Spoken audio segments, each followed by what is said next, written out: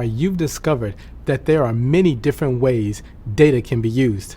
In our everyday lives, we use data when we wear a fitness tracker or read product reviews to make a purchase decision. And in business, we use data to learn more about our customers, improve processes, and help employees do their jobs more effectively. But this is just the tip of the iceberg. One of the most powerful ways you can put data to work is with data-driven decision-making.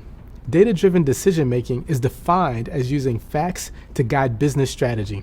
Organizations in many different industries are empowered to make better data-driven decisions by data analysts all the time. The first step in data-driven decision-making is figuring out the business need. Usually, this is a problem that needs to be solved. For example, a problem could be a new company needing to establish better brand recognition so it can compete with bigger, more well-known competitors.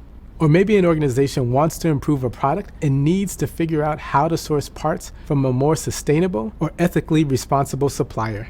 Or it could be a business trying to solve the problem of unhappy employees, low levels of engagement, satisfaction, and retention. Whatever the problem is, once it's defined, a data analyst finds data, analyzes it, and uses it to uncover trends, patterns, and relationships.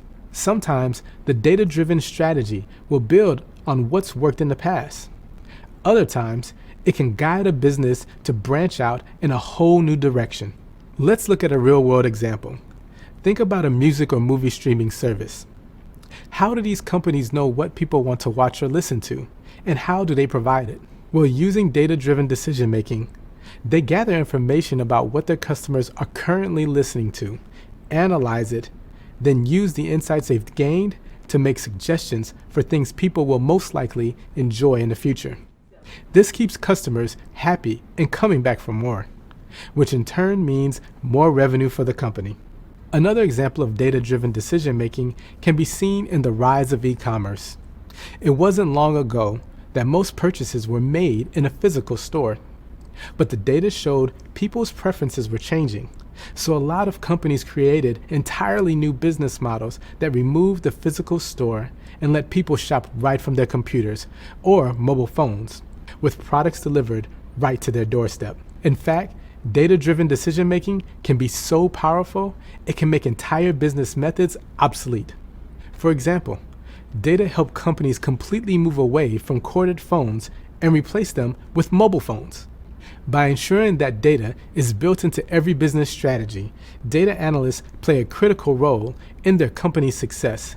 But it's important to note that no matter how valuable data-driven decision-making is, data alone will never be as powerful as data combined with human experience, observation, and sometimes even intuition.